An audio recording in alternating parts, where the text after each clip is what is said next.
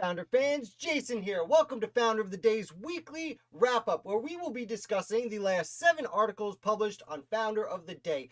Thank you for joining me. I am going to start off with a quick note. This is, sadly, the last time we will be doing a week in review on Sunday. This was a great experiment I started about a month and a half ago, and it is a lot to handle the 6th day in the middle of a Sunday, as you might imagine. Now, I know that's sad for some of you who come and watch on Sundays. I do apologize. I will say these will be moved to Thursdays starting a week and a half from now. I'm going to be doing videos sporadically from the road this week. And then next week, I'm going to get back to my new schedule, which is basically the old schedule, 8:15 Eastern Standard Time, Monday through Friday, with Thursdays being the weekly wrap-up and Fridays, of course, being trivia. So thank you guys for coming. We're going to run through a bunch of American founders right now. It's going to be a good time. You're going to have a good time. So let's pop up our first founder today. We're going to start with Edward Livingston.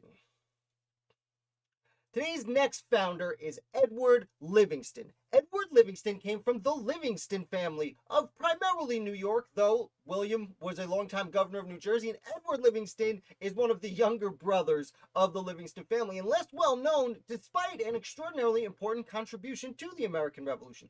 So Edward, he ends up going to college, comes out as a lawyer, he graduates Princeton just before the Battle of Yorktown happens. He graduates from Princeton that summer, becomes a lawyer because the war is essentially over. He goes on to but before he turns 30, he is elected to the United States House of Representatives. And he spends a good amount of time as an anti-administration or Democratic Republican Party affiliate.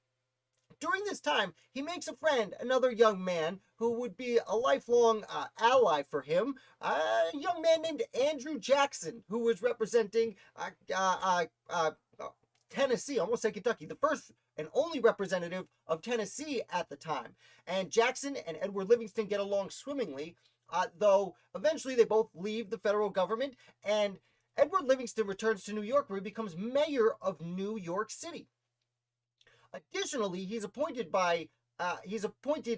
1801 as a federal attorney for New York, basically a district attorney, but representing the federal government for New York, while acting as mayor of New York City. Now, about this time, a yellow fever outbreak happens in New York, and of course, Edward does his best to help remedy the situation, though he himself falls ill with the disease. And this is extremely notable because while he's ill, one of the people working for him under his federal attorney title ends up doing some shady things with the money, and Edward ends up thankfully getting back to health, but finds out, hey, all this money's been wasted and it falls on your shoulders.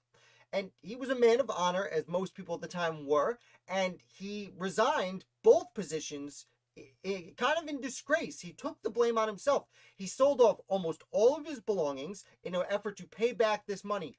And while we are going to go through the rest of his life, I will say that over the years, he does pay this back in full out of his own pocket to the federal government with interest. So he did, he was sick and got better and was told, hey, this happened. And he took the responsibility on himself. And that's very notable. So he goes on to move to Louisiana, because he gets better right about the time the Louisiana Purchase happens. And he's like, hey, like many people, hey, this is a great opportunity. And he goes there and he immediately becomes one of the most intelligent, prosperous lawyers in young New Orleans. No, I guess New Orleans had been around for a while, but as an American city, it was very young. So Edward Livingston goes there. He ends up doing very well there. He helps rewrite some of the laws because Louisiana had been under French control and Spanish control in the last few decades. And additionally, many of those laws were based off Roman law. So he helps update Louisiana law to American style laws. The new English, it was a lot of English common law was involved. They relied heavily on William Blackstone's book, but he helps make this update and really brings the laws of Louisiana into statehood. Essentially, it was a territory at the time, but he helps it become a state. Now, notably, the War of 1812 has a pretty famous battle down by New Orleans led by Andrew Jackson. And as I mentioned, Edward Livingston had become friendly with Andrew Jackson, and he actually serves as an aide-de-camp to Jackson through a good chunk of the War of 1812. Notable for the big Livingston family, most of them don't do much in the war. They're mostly boardroom players, which is fine in its own right, but Edward actually serves as an aide-de-camp to Andrew Jackson. Now, after this, he ends up spending about a decade writing what becomes known as the Livingston Codes. The state of Louisiana, when it was becoming a state, asked Livingston to write certain codes. Basically a new law form for the state. Now, this does not become the legal structure of Louisiana. They go in a different direction, but the Livingston Codes are published, and while I'm not going to go into extraordinary detail about them now, the codes are really interesting when they look at prison reform. I will say that the nation of Guatemala used the Livingston Codes and still uses the Livingston Codes as the basis of their laws. So it was taken seriously, not just in America, but in other countries. And many other countries, and people all over the world, or at least the Western world, pointed at this and said, wow, look at these. Because there are several different he uses several different sections discussing everything that you really need to run a government. But most notable is his discussion on prison reform. We would call it prison reform. They didn't call it reform at the time, but he talks about prison. At the time, if you went to prison, you were put to hard labor because you needed to work off your crimes, and it would make you hard work will solve the problem and make you better. And he did not like that idea. He was against capital punishment. He didn't think that fixed the problem, and he didn't think forced labor fixed the problem. Instead, he was under the impression that you could use labor as an incentive to reward good behavior of prisoners. And whether or not you agree with this method 200 years later, this changed the direction of American prisons and prisons throughout the world. Still, not the whole world, but much of the Western world still use the Livingston Codes as the basis for what they have. Like right now in the United States, this is essentially the system our prisons use. So the Livingston Codes is really what Edward Livingston is most notable for. Though I do want to note, by the 1820s, the state of Louisiana sends him back to the House of Representatives. So 30 years after he was in the House of Representatives, he goes back, this time instead of New York representing Louisiana. He's there for a little while until he's promoted to the United States Senate. He only spends 2 years in the United States Senate, though, because he's appointed by his old friend, Andrew Jackson, who's now President of the United States. Edward Livingston is appointed as U.S. Secretary of State. At the time, one of the most powerful positions, arguably the second most powerful position in the federal government. Now, he does this for about 2 years before his buddy Jackson asks him to do something different and go to France. And he goes to France to serve as Minister to France for 2 years before he retires to his old home state of New York. And that is extremely brief summary of the life of Edward Livingston. From my perspective, the most underappreciated member of the powerful Livingston family. Let's move on. That was fun. I had fun. Oh, get over here. Who's next? John Millage. Our next founder is John Millage of Georgia. So John Millage was a young lawyer in Georgia when the Revolutionary War broke out, and Millage decides to join the Patriot cause. He actually ends up fighting in the war, and serving in the Georgian militia. He is part of the group that actually captures Royal Governor Sir James Wright. Sir James Wright was nobility, and he was the appointed royal governor of Georgia, and he is taken hostage by a group of militiamen, including John Millage. They're held for just a little while until being traded off. And then Millage also takes part in the raid to take gunpowder stores in Georgia. And this is notable because obviously gunpowder was in short supply and much needed, but these were extreme measures that not a lot of people would agree with, especially in Georgia. I'll remind you, Georgia didn't send anyone to the First Continental Congress and was very late to the game in the Second Continental Congress because they weren't really sure if they were going to join South Carolina and the other colonies, and South Carolina kind of wanted to take Georgia as its own, but also Florida doesn't join the revolution, and Georgia's this weird mix of, kind of desolate, fairly new colony like Florida, and very loyalist, but also with South Carolina, relies on the Carolinas and the other colonies a lot. And there's a weird tear where there's a lot of loyalists in Georgia, and as we're going to see, there's even a strong debate between the Patriots. So before he leaves the war, he serves as an aide-de-camp to the very failed and unsuccessful attempt to invade Florida, where the Continental Army, the Georgia militia, and to another degree, Andrew Williamson and his men have they have a lot of disagreements and things go terribly and it doesn't work. But Millage was just an aide de camp. He did his best. And then he actually leaves the military because he was sent to the Georgian Assembly by his colleagues. He then becomes very quickly promoted to state attorney general. And he's state attorney general during the very turbulent years of 1780 to 81, where, as I was mentioning before, there were a lot of loyalists in Georgia, but even the Patriots, there was a radical group and a conservative group of patriots. And essentially, there were two competing governments set up in the revolutionary colony / state of Georgia between the patriots themselves. And he is one of the people kind of in the middle.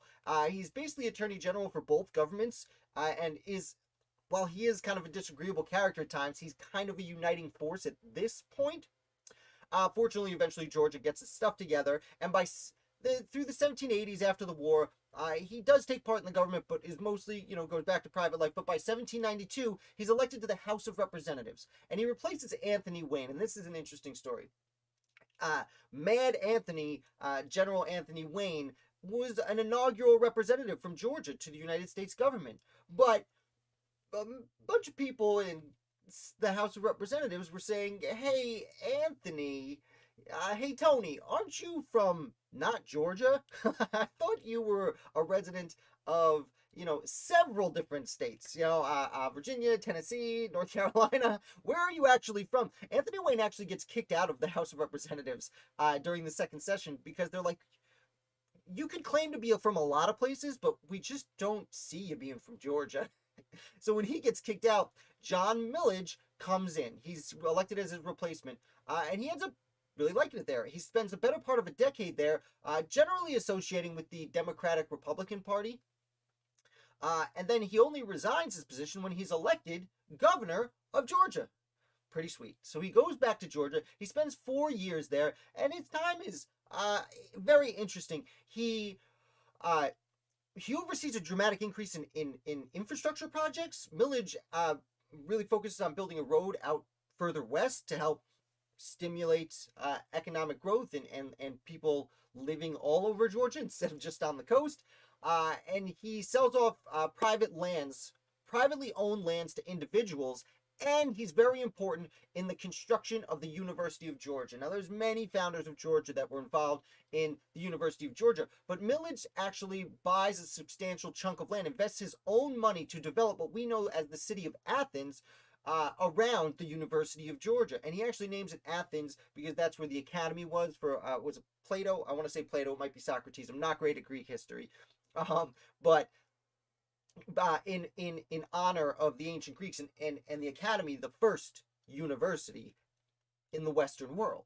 So he again invests his own money, makes some profit off it, but we still have the city of Athens holding the University of Georgia, at least to my understanding, the main location, because of his work.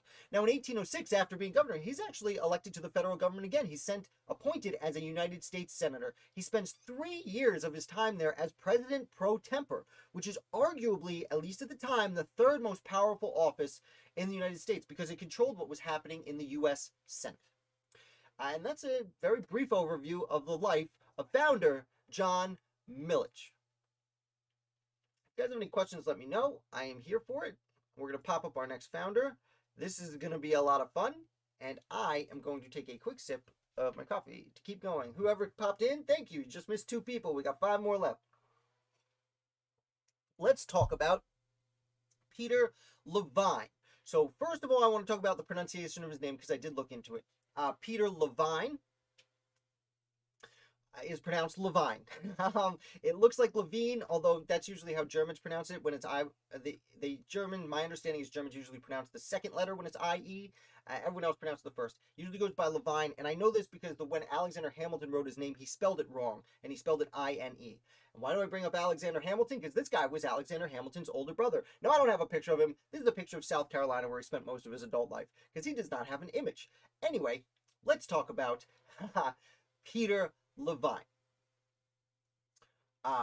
Peter Levine's mother was Rachel Fawcett.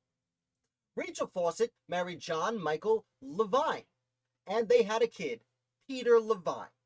Oh, how nice. Now, Rachel Fawcett apparently only married John Michael Levine because her mother wanted him to. Now, Rachel Fawcett had some money. She came from a fairly middlingly wealthy family, and her mother was impressed by the way this gentleman dressed. Now, Rachel Fawcett hated her married life, and she decided to flee her home. Now, at this point, Peter was just 4, and it's very sad. His mother does try and leave because she just can't live with the father anymore. Now, they were living on an island in the Caribbean under Dutch rule, and the Dutch law said if a woman tried to leave her husband, she could be imprisoned. And Rachel Fawcett was put in prison for a while in pretty harsh conditions. Now, she does get out, and then she flees to her home island of St. Croix. While she's there, she meets a man named James Hamilton. Rachel and James have 2 children, one of whom is Alexander Hamilton. This is Alexander Hamilton's mother's background. And eventually, sadly, when he's a teenager, as many of us know, Alexander Hamilton's mother, Rachel, dies. And he is put in the care of 2 other family members. He's put in the care of a cousin who then kills himself and then goes and lives with the Edwards family, as we've discussed not too long ago. But when the mother dies, if you've seen the play, it kind of hints that they were not very wealthy, and that's not actually true. Rachel Fawcett had what Alexander Hamilton referred to as a snug fortune, meaning, middlingly wealthy, and that's fine. What happens is, there's this guy, Peter Levine, who now is about 18, 20 years old, and his mother, who left him decades ago and never bothered to say hi, dies. Well, he's not super happy about that, but he is the heir to this fortune because the father, when they never got divorced. Now, he wanted a divorce, but it never happened, and under Dutch law, since they were not divorced, that money goes to the husband and therefore to Peter Levine. Now, unfortunately, he doesn't take care of his younger brothers very well, although, again, he doesn't seem to have known them at all, because his mother left when he was 4. I am trying to be a little bit sympathetic to this character because I know a lot of us like Alexander Hamilton and feel bad for him, and rightfully so, but, it's not like his mother treated him all that great. And she did leave and go love these other 2 brothers and not love him, so you can see how he'd be not super happy. Now, I do want to note that once he grows up, Peter Levine actually moves to Beaufort, South Carolina. Much of the details of his life are still in question, but he does become a successful merchant, and he partners with a gentleman named John Keene. And John Keene would end up working very closely with Alexander Hamilton when during the Assumption Plan. I forget his exact position. I should probably open it up. But Peter Levine learns from Keene's father, and then accounts with Keene himself. And Keene becomes basically an accountant for the United States. He ends up helping Alexander Hamilton and George Washington transition from separate governments into one government. He oversees the finances of the Assumption Plan of Alexander Hamilton, which is an extraordinarily important part of the plan, the money part. But anyway, that's where Peter Levine learns the trade from.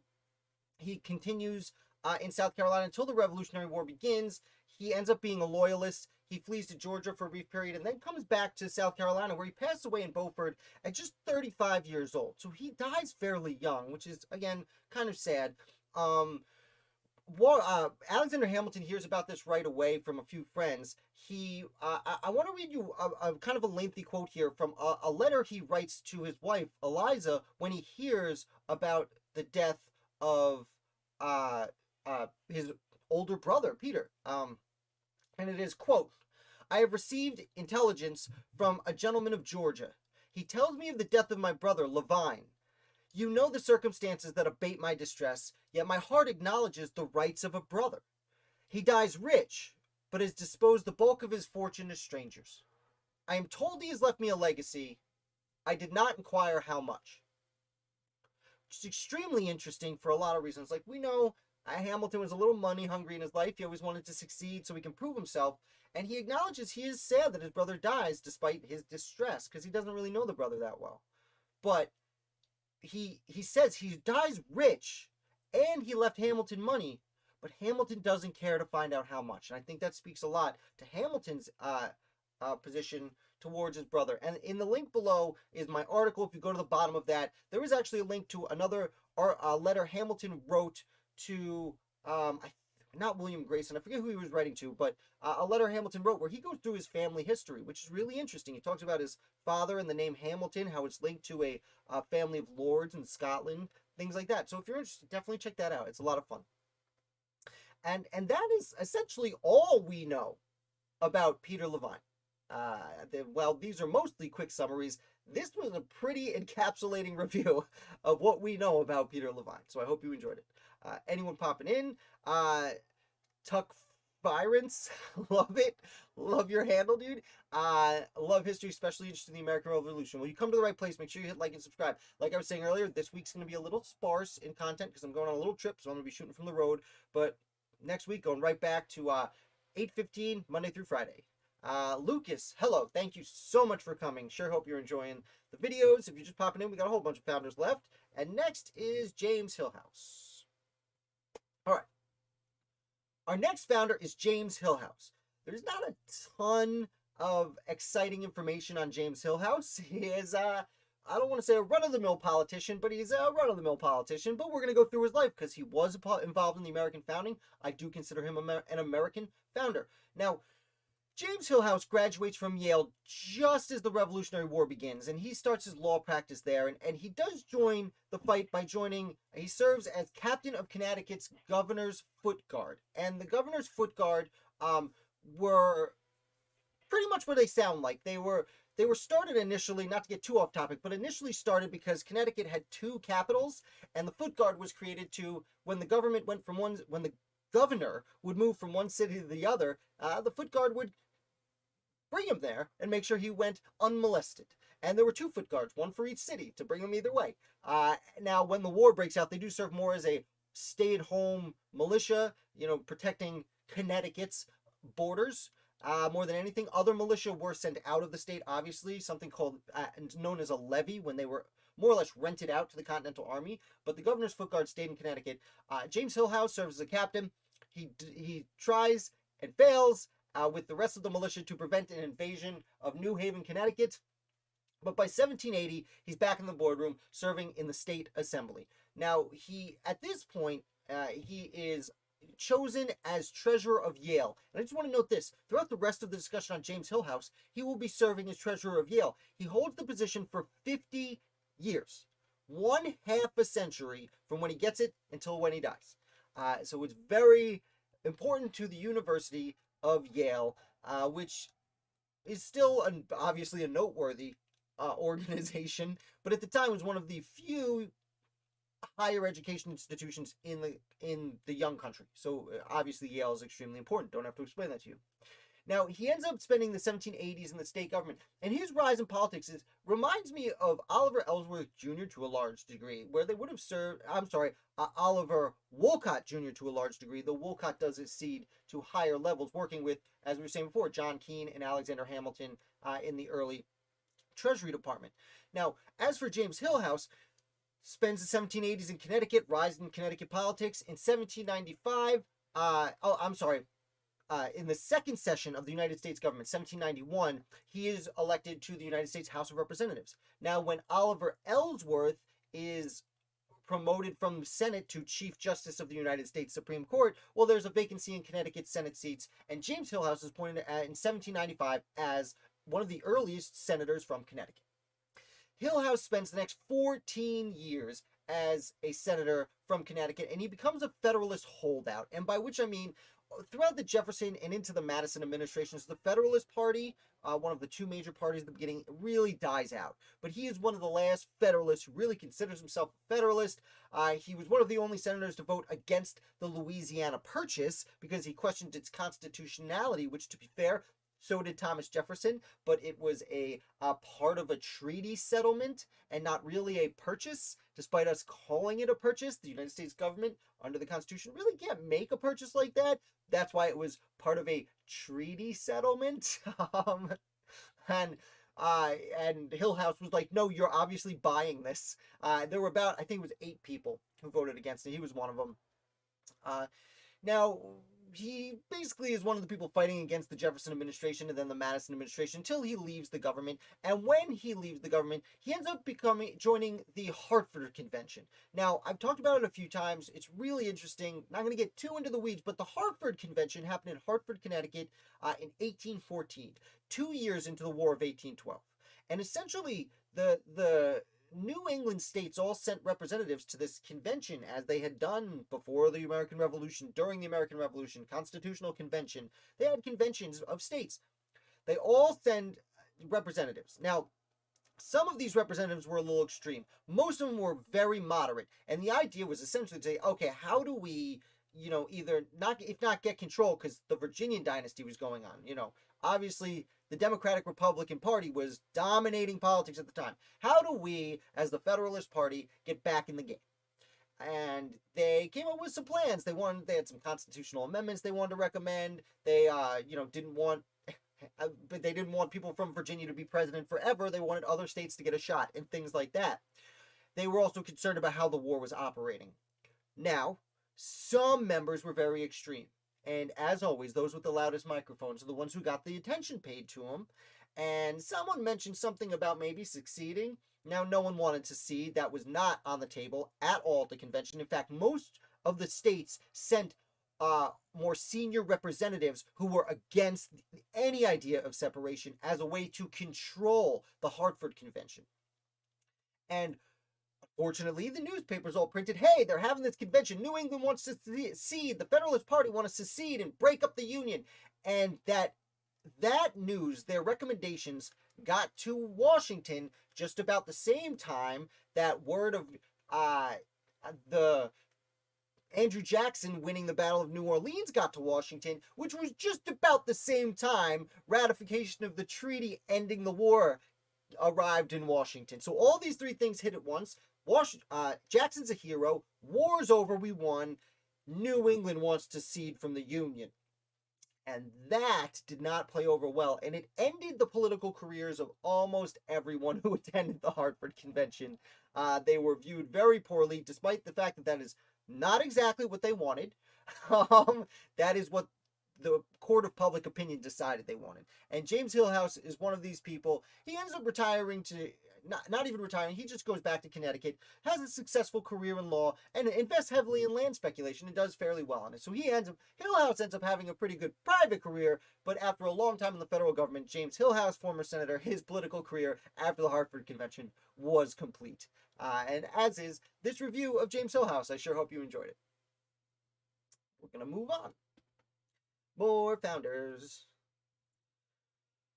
Brutus. Okay, I'm going to take a quick sip. Get my thirst quenched. Should have had a water, had coffee. It doesn't quench the thirst quite the same. Anyone join us just in time? We got 3 more founders. This one's Brutus. Every week I do these wrap-ups. Let me speak powerfully. Every week I do a wrap-up. I'm reviewing each one of the essays of Brutus. I had spent some time, if you're new here, I had spent some time covering the Federalist Papers, a year and a half every Friday, doing a different Federalist paper. I spent the last few months covering Brutus. So these are anti-Federalist papers. So, next.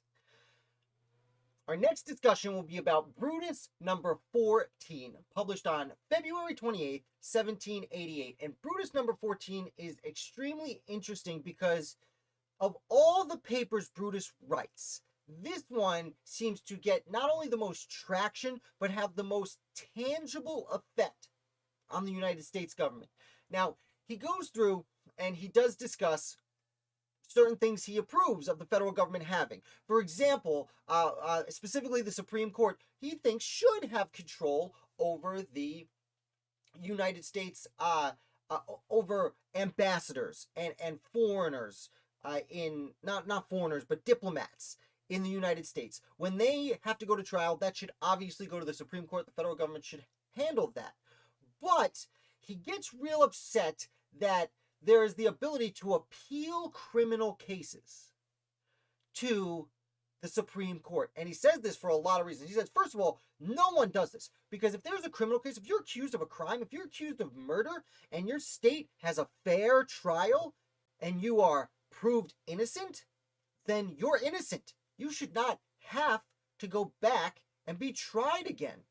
Why would the prosecutors be allowed to try again? They should have done a better job if you were really guilty. Should have been easier, right? Now, this, I will note, ends up in the Fifth Amendment of the United States Constitution. And we like to look at pleading the Fifth as like not incriminating yourself, which is correct, but that's actually a much lengthier, it's not a very long, but it's a much lengthier amendment than just that. And it says several things, and including the double jeopardy clause. The double jeopardy clause says that you can't be tried for the same crime twice. In fact, I have the quote here: no person shall be subject for the same offense to be twice put in jeopardy of life or limb. If you're going to go to jail because you committed a crime and you're found innocent, that's that. And Brutus notes, no one else seems to be talking about this. Brutus actually says there are other Anti-Federalist writers, but they're not writing about this. This is very important, and it is very important. And when they wrote the Bill of Rights, they thought it wasn't. They included it, and it was ingrained in the Constitution as an amendment in the early 1790s. Now, if you think that's fun, well, Brutus actually has a bigger impact on the Sixth Amendment. He actually puts down so many reasons that this is a problem that I'm going to read you two quotes. I don't usually do this. I know it's a little lazy of me, so to speak, but I'm going to read you two quotes and compare them. The first one is Brutus, and the second one is the Sixth Amendment. Brutus says, quote, again, referencing people getting fair trials, quote, they may be kept in long and ruinous confinement and exposed to heavy and insupportable charges to procure the attendance of witnesses to provide the means of their defense at a great distance from their places of residence. Just to sum that up, Brutus says that if, under the Constitution as it was originally written, someone accused of a crime could be kept in prison indefinitely in terrible conditions. They can be given heavy charges that are not supportable, but just kept in prison. They will have almost impossible to get people to speak on their behalf as witnesses, or to get witnesses on the other side to confront them.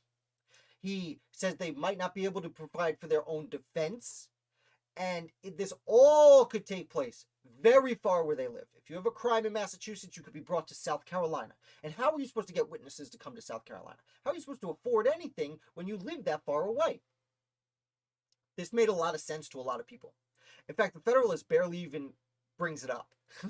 Again, as I've said, Brutus is in the New York newspapers, as are the Federalist papers, and they're having like a Lennon-McCartney battle in the papers. And the Federalist doesn't really doesn't write a hit for this one.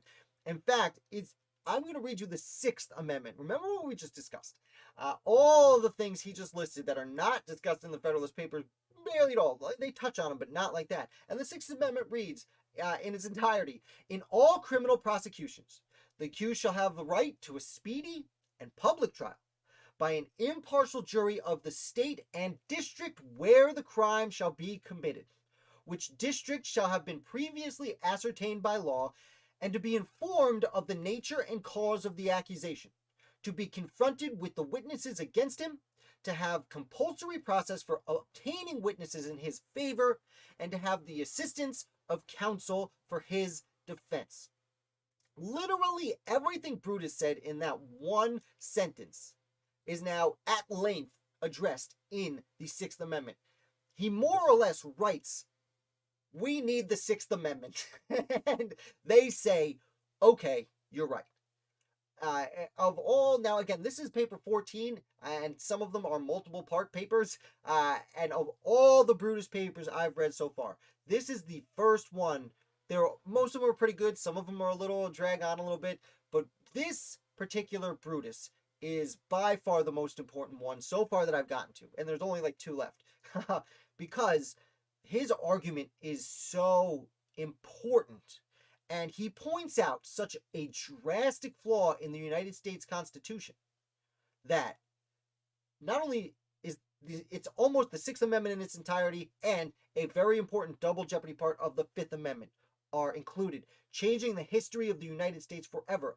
Again, we all know if you get arrested, you have the right to an attorney, right? One will be provided for you. That's because of the Sixth Amendment, and that's because of Brutus. There were some other Anti-Federalist writers who did touch on this, I will admit, but they all came after Brutus. Other things in this. speedy and public trial, impartial jury. You know, he addresses this. The ability to obtain witnesses. They can't just say, well, people said this, so we're going to... No, I want to confront my accuser, Brutus. I need witnesses to prove I wasn't there where you say I was. Brutus. Amazing. Amazing.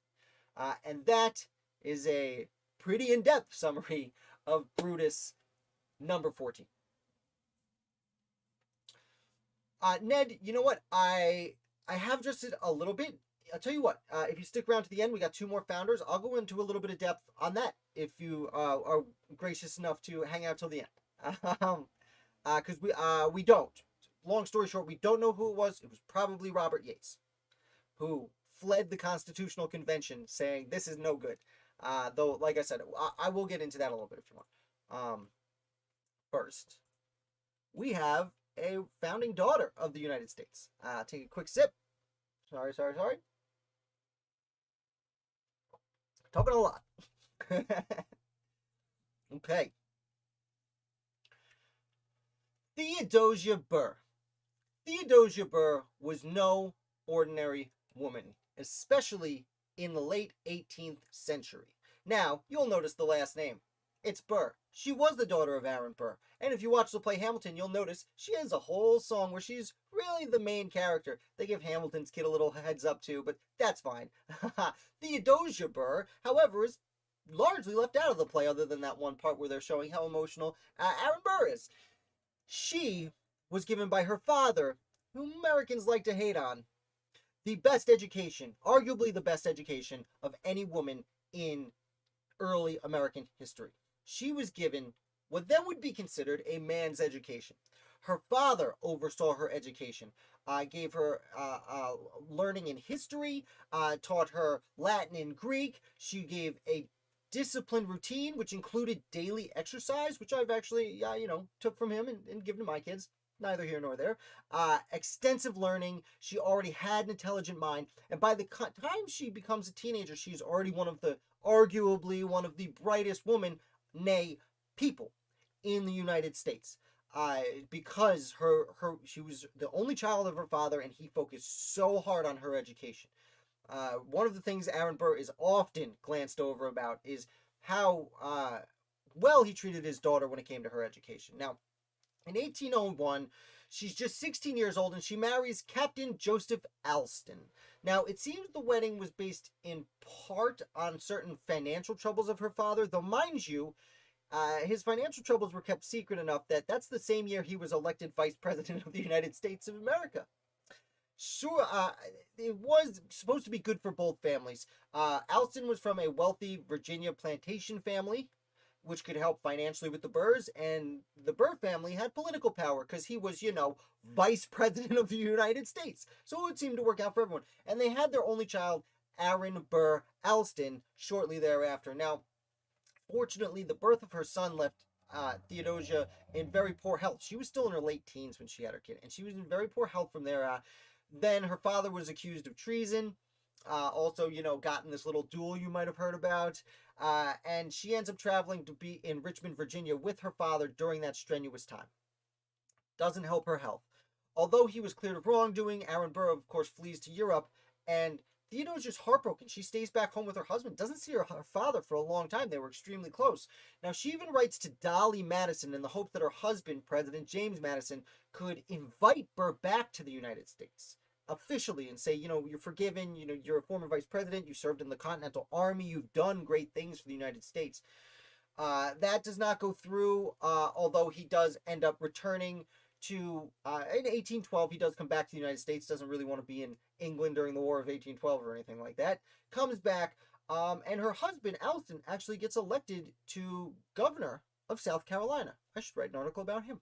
Either way, shortly thereafter, they go to South Carolina, and her son, who's still a child, catches malaria and dies. She's riddled with sadness, and it takes several months to recuperate before she wants to go and see her father. This is right when the War of 1812 is breaking out. Her husband is governor of South Carolina. Her father's coming home. As governor, Alston needs to stay in South Carolina because he's commander-in-chief of the state militia. Again, state militias were extraordinarily important at the time. Theodosia decides to go to New York by herself. She gets on a boat in December of 1812 and disappears. Like, unfortunately, many people at the time, many ships at the time, the boat is lost at sea. And we never hear from this young woman who's just barely 30 years old again, despite her extreme intelligence.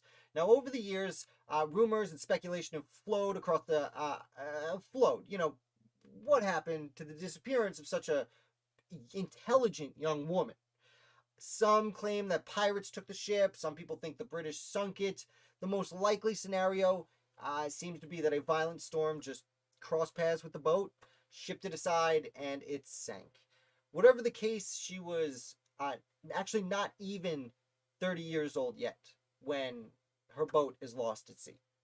So that is the extremely sad end to an extraordinarily bright young woman who should have gone on to do great things. You know, the wife of the governor of South Carolina, the daughter of a vice president. She should have gone on to do great things, and sadly, she passes away. And that is Theodosia Burr. Ned, Richmond is a dangerous city, Ned. It's not good for anyone's health. Well, you know, it's got a lot of history, so we'll leave it at that. My little brother almost moved there, actually, but ended up in Denver. Okay. Our next founder is the other James Madison.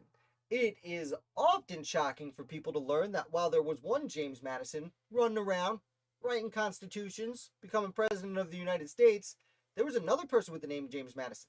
His first cousin with the same name, also did some great things. So, let's talk about it. The other James Madison was also born in Virginia. He was a young man at the College of William and Mary. He was a preacher and a professor of mathematics. Unfortunately, he was fired from that position because the president of the the College of William and Mary, when the Revolutionary War broke out, was, guys, let me redo this one. I'm sorry about that. I got my letters twisted. I looked at here. I started reading some. The other James Madison. There are two James Madisons during the American Revolution. One of them, president, constitution writer. The other one, his first cousin, also named James Madison. Now, when the war breaks out, the other James Madison was a young preacher, and he was already a professor of mathematics at the College of William and Mary. Unfortunately, the loyalist president of the College of William and Mary fired him because he sided with the Patriots. That's garbage. Now, luckily, that guy also got fired because the revolution broke out. So, who did they replace with the loyalist president of the College of William and Mary? Well, the guy that just got fired, James Madison. The other James Madison, not the future president, his cousin, becomes president of the College of William and Mary. And a little bit later, we are going to talk about some of the students he educated, but he's at the head of the most important university in Virginia. And at the time, though it might not seem like it today, at the time, one of the, if not the most important universities in North America. You know, Harvard was there, Yale was there, but College of William and Mary was Virginia, and Virginia was super powerful, and they were pumping out some real students. The ones who couldn't go to Europe, sure, but still, real important students. I should also note that this person this James Madison becomes the chaplain for a time of the Virginia House of Delegates, because, as I said, he was also a preacher. Now, he spends 35 years as president of the College of William and Mary. During this time, he sails over to England after the war in 1790, where he's chosen as he's promoted, that's not the word, ordained as a bishop. He is one of the first American bishops. He joins the likes of people like Samuel Seabury and John Carroll, who transform organized religion in the young nation. Especially, we had just separated with the Church of England because we weren't England anymore. So there was a lot of separating to do, which I've discussed about at length previously. So we'll leave that for another time. One of the major things he does at William and Mary, he adds a medical school. So, Virginia now can start producing doctors at a time where most doctors had to go to Europe or just, hung up a sign and said, "I'm a doctor now," because you could do that at the time. Licensing was in its infancy. Madison, his president, becomes commander-in-chief. I'm sorry, his cousin James Madison becomes commander-in-chief, aka President of the United States, just about the time that this James Madison sadly passes away. He was a little bit older than his cousin. He does pass away. And it's interesting because you see people mourning and writing their condolences from across the nation, even though, yes, he did travel to Europe at one point, but primarily just stayed in Virginia most of his life. He was lamented. His loss was lamented because his importance to educating some of the leaders of the young nation.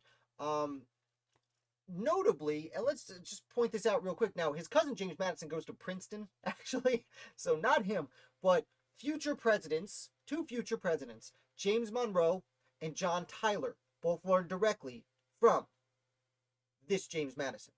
Future Chief Justice John Marshall learns from this James Madison. His longtime associate Justice Bushrod Washington, nephew of the president, Washington, the only other Washington to hold major power in the United States government, also learned at the College of William and Mary under the guidance of James Madison. William Short, who ends up being extraordinarily important to foreign affairs, full war Skipwith, who has a crazy life in himself, Henry Clay, who becomes part of the second generation of American leaders, part of the Great Triumvirate, St. George Tucker, who we've discussed before at length, himself becomes a leader of the law school at William and Mary, although ends up having some conflict with James Madison himself, and even Lieutenant General of the U.S. Army, future Lieutenant General, Winfield Scott. So, major leaders of the United States learned under President of the College of William and Mary, James Madison. And I will note that this was at a time where the president did teach classes. The universities didn't have thousands of people like they do now. So, the president had a direct role in educating the students themselves. And that's quite a list of names, a very brief list of names I just gave you, who learned under this person. So that is a brief overview of the life of the other James Madison, also a founder of the United States. So we've rickety-rocked through them pretty quick here. I will go back to Ned's article, Ned's question about Brutus. And I will say, you typed in his Brutus, do I know who Brutus 14 actually was? Brutus has, 17 articles. I'm sure that might have been a typo. You might have copied and pasted. I don't know. But I'm going to go back to Brutus. And let's see. I'm going to pull up my article to make sure I don't miss any names. That's not my article. That is a link in my article to the actual paper. I will say some of my links, the places I link to, the info please is the website. They are... Oh, wait. Okay. Well, I got to fix that. Let me type in Brutus.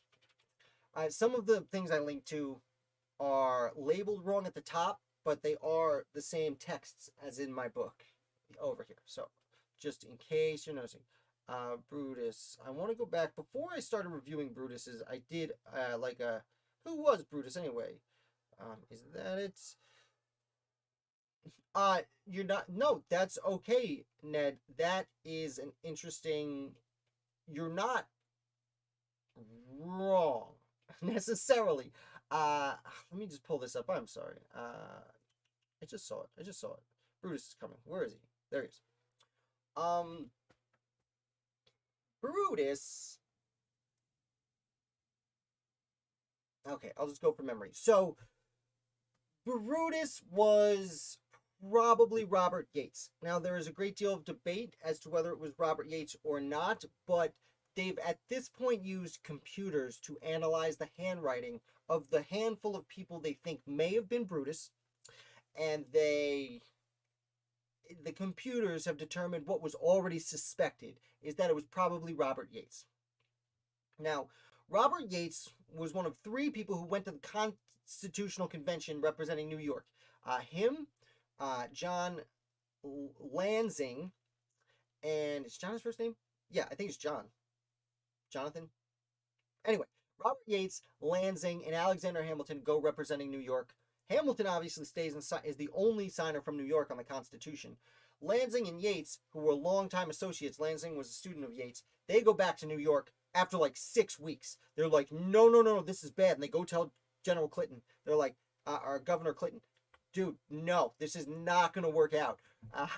They are just going to rip power from New York. We're going to be subservient to this horrible federal government. We got to put a stop to this. Which is one of the reasons that the Federalist Papers are written in New York. Though I should note Hamilton was from New York and James Madison was serving in the Continental Congress in New York City. And New York City is the central point of the great debate on the Constitution, though Anti-Federalist Papers are written all over the place. They go back. Robert Yates really works from there closely with Millage Smith, who wrote another paper. I think he was Federal Farmer. No, not Federal. I forget the name of the paper that Millage Smith writes. But Millage Smith not only writes a paper, he becomes an outspoken anti-federalist at the New York Ratification Convention, where they are trying to stop this. You know, obviously they write the papers of Brutus leading up to the convention, trying to get people against it, and then Millage Smith is the leader of the No No No Party. Trademark, the No No No Party. And they work together, so a lot of the writings of Millage Smith use similar language to that of Brutus. So they do think, you know, there was suspect that it might have been Millage Smith wrote some of them, but no, they all have the same tenor. And the way they reference the essays of Brutus reference each other seem to be from one author, and especially the way they are concise. Then the next one will be a little incoherent, then one will be pretty incoherent, then it'll be a little more coherent, and then really good, as I've noted over time. It seems to be one author trying to get his thoughts out once a week. They come out essentially once a week. Again, so all signs point to Robert Yates. We will never be able to say for 100% certainty unless some letters unearthed from Robert Yates saying, hey guys, I wrote this. That doesn't seem to be the case. There are some other names that pop up. I think it's Abraham Yates is an uncle of Robert Yates or a cousin of Robert Yates. One of his relations who was also a member of the state government was for a time considered. And also Thomas Treadwell, who is a very interesting character I've spoken about before. He was from very upstate New York, up by Plattsburgh, I believe, on the lake there. And he ends up, he becomes a member of the New York State. He ends up going to Congress for a while, if I'm not mistaken. He's most noteworthy because he was riding at dusk one time on his horse and lost an eye on a branch. So he was one of the founders with an eye patch. That just sticks out to me. I'll always remember his image. Go to my website; his picture's on the page. I'll remember his image. He's also noteworthy because he bought when he was down in Philadelphia serving in the government.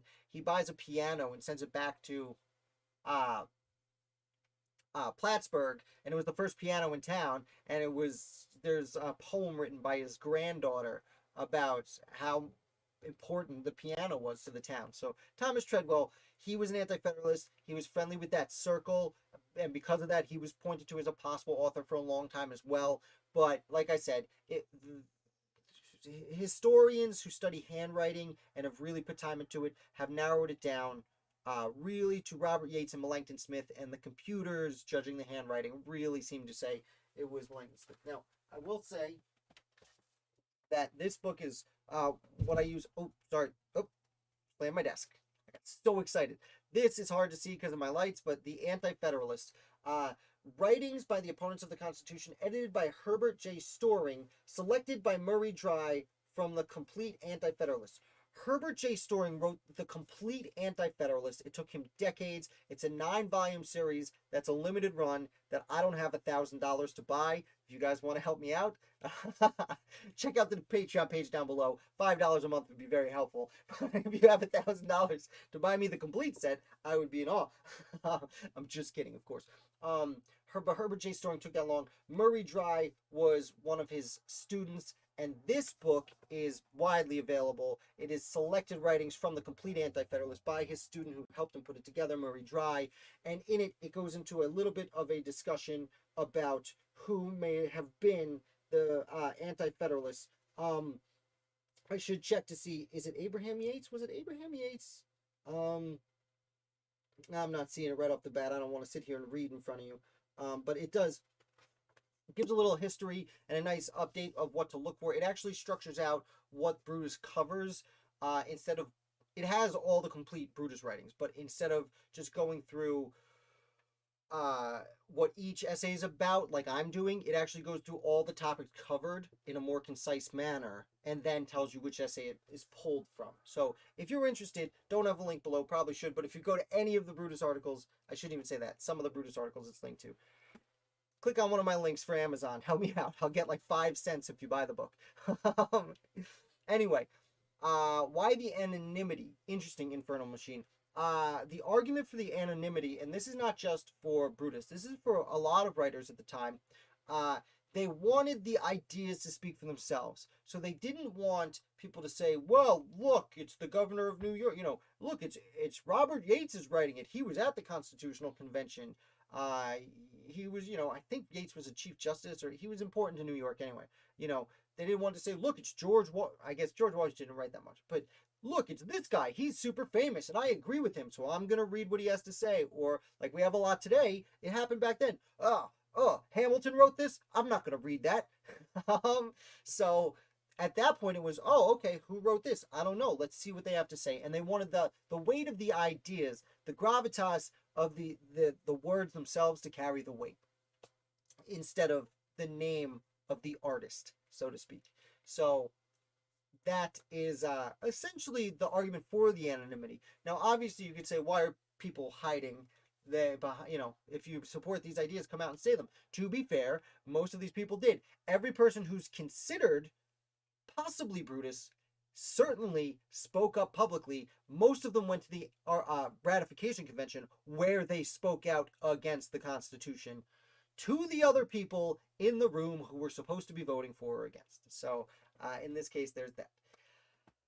Well, that's pretty much it. We are right about an hour. If there's any other questions, pop them in. While you do that, I am going to note this, as I said, this is the last time I'm going to be shooting this on Sunday. There are a dozen reasons why Sundays have not worked out. This was kind of an experiment. I do apologize for those of you who do enjoy it.